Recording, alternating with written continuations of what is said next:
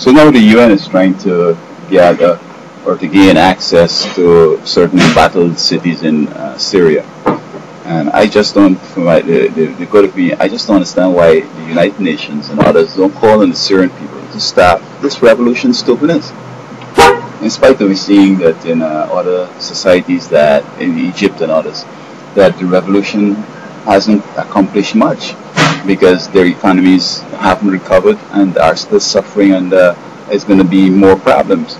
And furthermore, these revolutionaries are, prone to conduct themselves just as the regimes they were able to overthrow.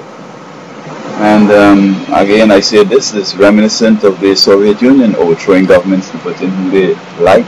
I mean, of course, they're not putting in people who it has an agenda like theirs. They're just saying, let's support this group, and I'm not sure what's the whole philosophy behind it. But I think the UN could be responsible for the problems that are happening in the Middle East. Not that they may instigate it, but they need to tell these people that follow the law. I mean, they're gathering strength to go and overthrow governments and all this dumb stuff.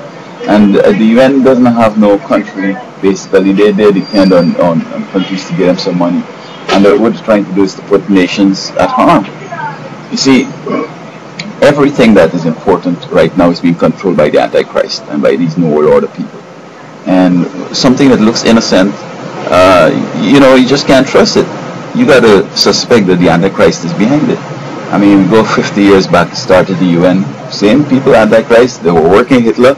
They were not happy that Hitler get knocked up, but they played cool and then tried to, reveal themselves, accomplish various other things, New World Order, now this Spring Revolution in the Middle East, put Israel in the Middle East. I mean, the enemy is really, really controlling things. And now they're expecting 2012 to be this grand year of, some grand whatever.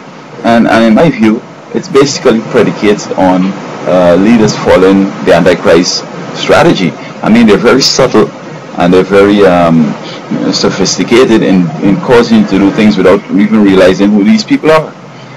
They start off in these secret societies on campuses. I mean, you can imagine you send off a child to Ivy League and all they come back is, join some secret society and get ready to be treason, to create treason.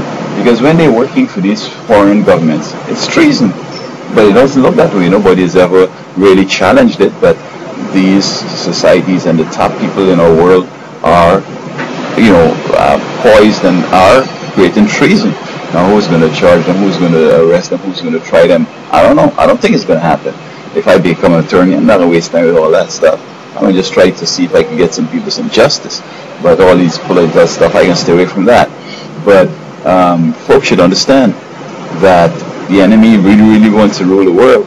And while some people would have thought that the New World Order is going to be there, the family going to be running the whole deal, they must have told them in the secret. Now, as soon as you win, like if Hitler had won the war in Europe, they would have found a way to get rid of Hitler and take over the shebang if he was able to beat the whole world, So, I don't think they wanted to destroy him. They wanted him to, conquer the world. And so now they're trying to use America's might and NATO to see if they could accomplish the same thing. As a matter of fact, in Europe, you see where they're trying economic meltdown and saying, if you unite, everything will be good.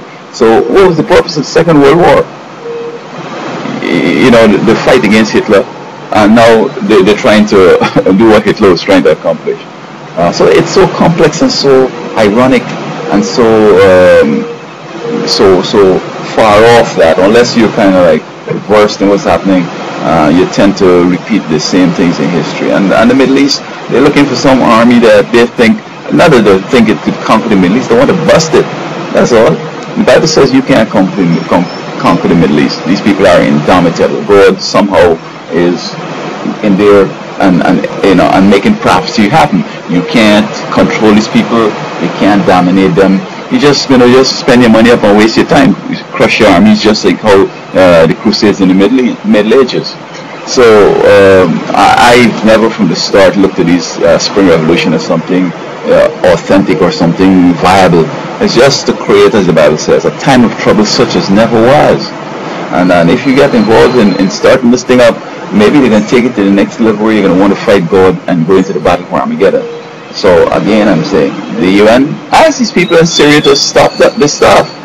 Let them follow the law. Let them, you don't have to change things by the bullets. By the bullets, you can do things other ways. So unless the UN is a part of the problem, I see that there's no need to carry on with this kind of bloodshed in Syria.